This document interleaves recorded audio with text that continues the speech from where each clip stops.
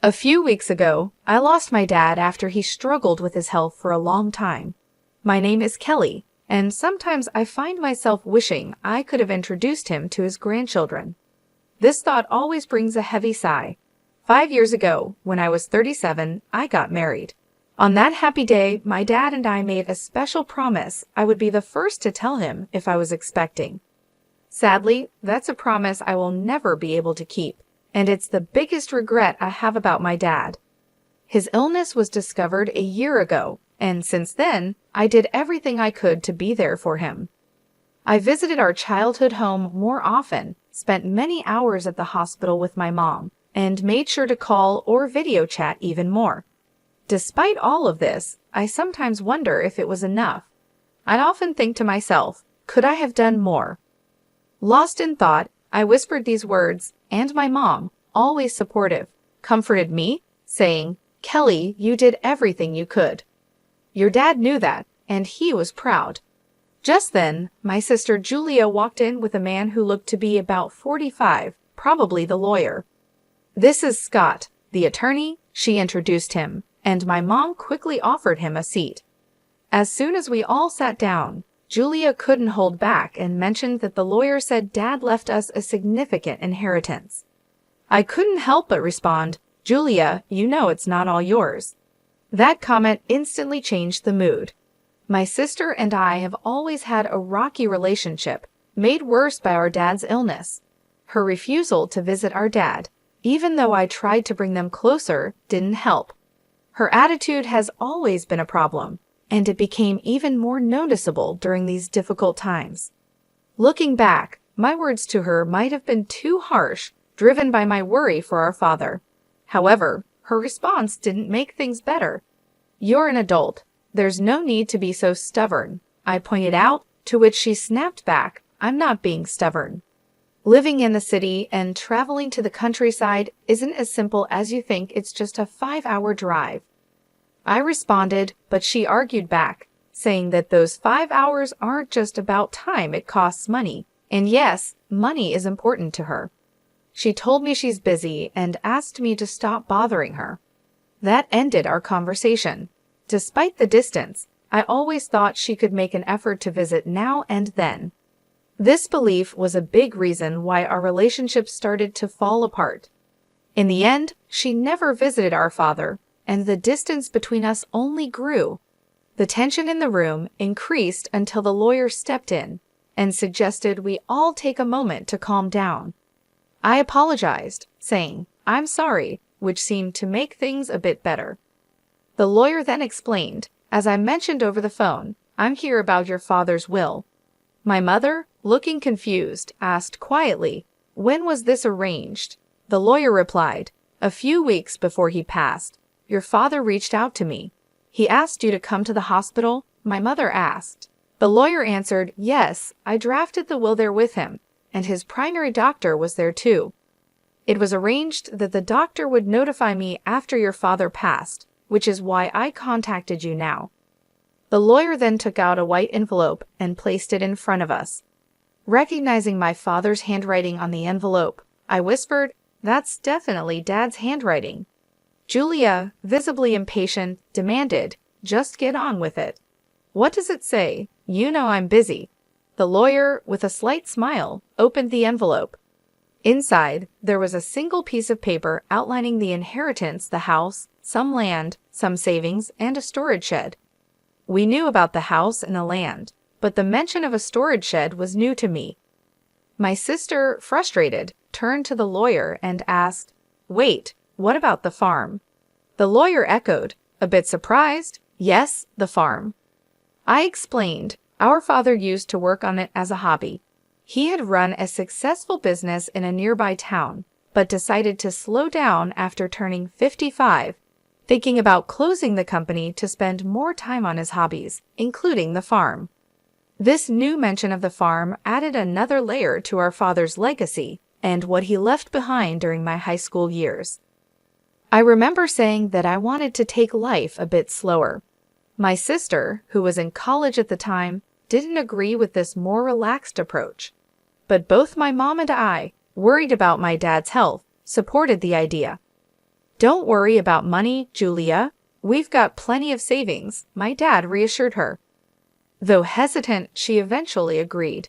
After that conversation, my dad did wind down his business and started farming close to our home.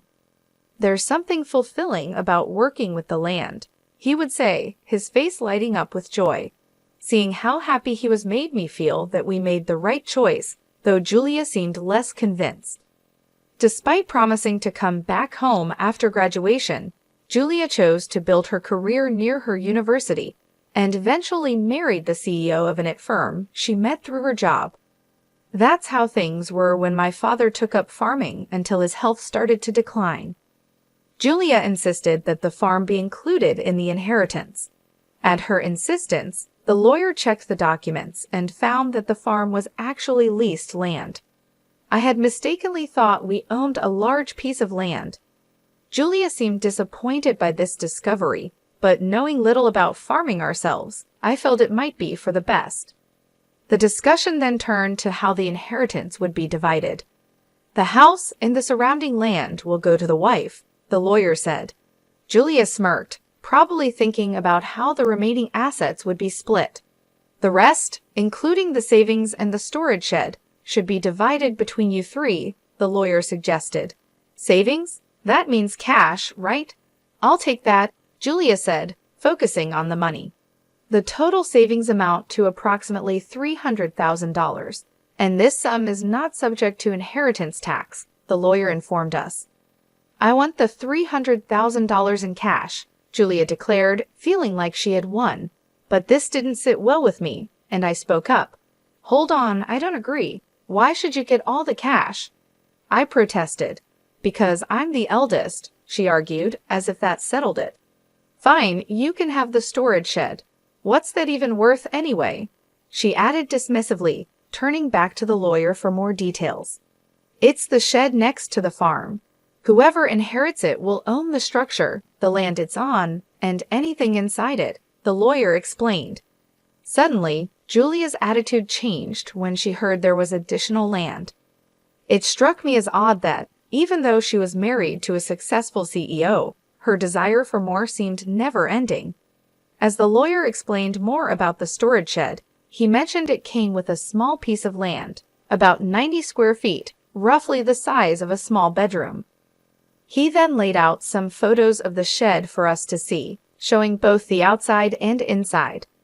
The shed looked quite run down from the outside, and inside it only had simple gardening tools like hoses, scissors, and shovels, nothing that seemed particularly valuable.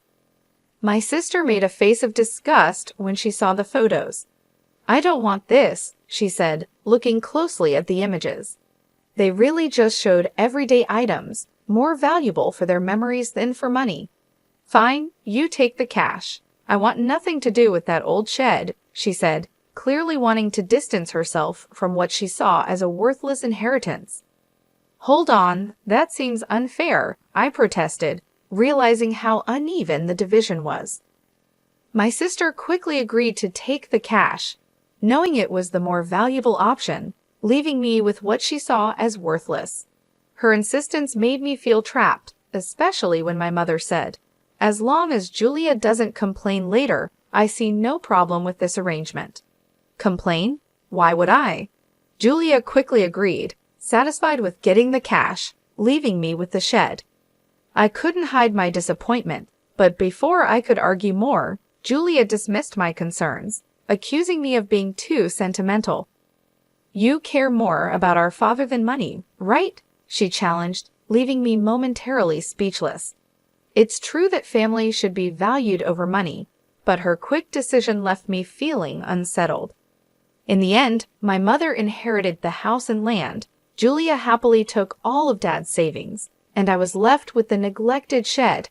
After agreeing to the division, Julia even signed a document promising not to dispute how the inheritance was split, laughing confidently as she did so. I couldn't contain my frustration and later expressed my disappointment to my mother. "Why didn't you support me?" I asked, feeling let down. My mother insisted she had helped, claiming that her involvement made sure I got the shed. "But I'm not happy with just the shed," I argued, unable to see its value. You might find something unexpectedly wonderful if you give it a chance, my mom suggested, trying to be optimistic. Despite my frustrations, her words sparked a faint glimmer of hope. Maybe there was more to the shed than it seemed, a thought that left me wondering. I tried to make sense of the day's events. After getting the key from the lawyer, I walked to the shed, which was beside a field about 15 minutes away from our house. The path was quiet and rarely used, adding to the peaceful yet somber atmosphere. The field, which my father had leased until he recently went into the hospital, was now empty, giving the place an untouched and solemn feeling. When I unlocked the shed, I was greeted by a thick layer of dust, showing how long it had been neglected. "Wow, it's really dusty," I said, noticing the heavy scent of disuse in the air. Even though I felt a bit disappointed at first, I still hoped to find something special of my father's, maybe a keepsake hidden inside. As I looked around the shed, it quickly became clear that it was just a simple space filled with farming tools. These items might have held sentimental value, but they didn't seem particularly special at first glance. I thought to myself, maybe I should just take what's inside for now, as I scanned the dim and cluttered surroundings. Then I noticed something odd about the shed's size. It seemed smaller on the inside than it did from the outside, which puzzled me. Was it a trick of the light, or was my mind playing tricks on me? I stepped outside to get a better look, still curious about the strange difference. Driven by curiosity, I decided to explore the outside of the shed. As I walked around to the back, hidden among a dense group of trees, I found a second door. "Wait, another entrance?" I gasped. From inside the shed, there had been no sign of this door. It looked like there was only one way in and out. This discovery hinted at a hidden space, only accessible from this secret back door. A surge of excitement rushed through me. Could this be one of Dad's secrets? He loved surprising us, always finding joy in the unexpected, like the surprises he planned for my birthdays. The memories brought tears to my eyes as I re-entered the shed, determined to find the key to this hidden door. After a thorough search, I was ready to discover what lay beyond it. I found 4 keys cleverly hidden inside the handle of a shovel. Excited, I rushed to the back door and tried one of the keys. With a satisfying click, the door swung open. Inside this small, hidden space stood a large safe, alone and imposing. "Is this from Dad's company?" I wondered aloud, as a flood of questions filled my mind. What secrets did it hold? Was this my father's way of leaving a final piece of himself behind? The discovery hinted at parts of my father's life that I had yet to uncover, like a personal treasure hunt he had left for me to explore. I immediately recognized the safe as the one that used to sit in the corner of my father's office, a familiar sight from my childhood. Seeing it brought a wave of nostalgia over me. This safe was a real connection to my father, making the inheritance feel even more meaningful. Knowing my dad, this felt like just the beginning of his final surprises for me. "There's got to be more," I whispered to myself as I used the 3rd key to unlock the safe. The door creaked open, revealing contents that left me completely amazed, an unexpected legacy. Realizing how important this discovery was, I quickly secured the safe and went to tell my mother. Later, with my husband's help, we moved the safe from my parents' home. It occurred to me that these valuable items, likely part of my inheritance, might have tax implications. Wanting to handle this properly, I decided to seek legal advice. Following the lawyer's suggestion, I contacted a certified public accountant, CPA, recommended by a friend to help navigate the possible tax issues. This professional took care of the complicated details, making sure everything was in order. A year passed as we dealt with these matters when, unexpectedly, my sister showed up at my home. Her visit was surprising, especially considering our strained relationship over the inheritance. I was just in the area, she claimed, but her uneasy behavior and the fact that we lived 20 minutes apart made her visit seem less than casual. Despite our complicated history, I invited her in. After serving coffee, she seemed restless and finally asked, "Did you win the lottery or something?" Her question puzzled me. I never played the lottery, and it wasn't the time for my husband's holiday bonus. "What are you getting at?" I asked, trying to understand her point. I finally asked her to clarify her strange accusations. Her mood shifted suddenly to irritation. "Are you making fun of me?" she accused. Her reaction confused me even more, as her question seemed completely unexpected. I had no idea what made her think I had come into a lot of money, especially since only my family knew about the mysterious contents of the safe. My sister was filled with curiosity about money, insisting that I must have received a significant amount. She told me about a recent conversation with our aunt in the city, who unknowingly sparked her curiosity. Our aunt mentioned receiving a $5,000 gift card from me as a thank you for visiting our father during his illness. This gesture led my sister to wildly speculate that I had stumbled upon some unexpected fortune. "You've come into some money, haven't you? Just admit it," she pressed, looking for answers. Understanding what had led to her questions, I sighed, which only irritated her more. "What's with the attitude? Are you making fun of me?" she demanded. I tried to explain that it was just a gesture of appreciation, but she questioned where the money for such gifts came from. I reminded her of the inheritance, specifically the dusty shed she had dismissed, and then revealed the discovery of the safe inside it, a real treasure trove left by our father. The safe contained a collection of valuable watches, a passion of our father's. Although I wasn't sure of their exact worth, it was clear they were valuable, especially considering the modest savings left behind. This revelation led to a discussion about the possibility of having to pay inheritance tax, a concern my mother had raised when she learned what was inside the safe. "What should I do, Mom?" I asked, seeking her advice. My mother suggested handling everything openly and honestly, reminding me that secrets like these usually come to light eventually. Following her advice, I contacted the lawyer we had previously consulted. The lawyer explained that the value of inherited items determines whether inheritance tax applies. This led me to take the responsible step of accurately declaring the inheritance and ensuring I was complying with all the legal and financial requirements of my newfound wealth by seeking professional advice. I found out that a certified public accountant, CPA, could help manage the valuation and tax obligations of the inherited watches for me. Trusting the CPA with this task, we discovered that the collection was worth an incredible $500,000. Because of their high value, it was clear that inheritance tax needed to be paid. The sensible advice was to keep only the watches that held sentimental value to me and sell the others to someone who could appreciate and afford them. This approach not only made financial sense, but also felt right emotionally. From the money made from the sale, I was able to cover the inheritance tax and also send gift cards to relatives who supported us during my father's illness. This is what had sparked my sister's curiosity. Among the keepsakes, I chose to keep my father's pocket watch. It wasn't worth much in terms of money, but it was rich in memories. I shared this story with my sister, showing her the pocket watch and trying to explain its sentimental value. However, her reaction was lukewarm. She seemed more interested in what was sold than what was kept.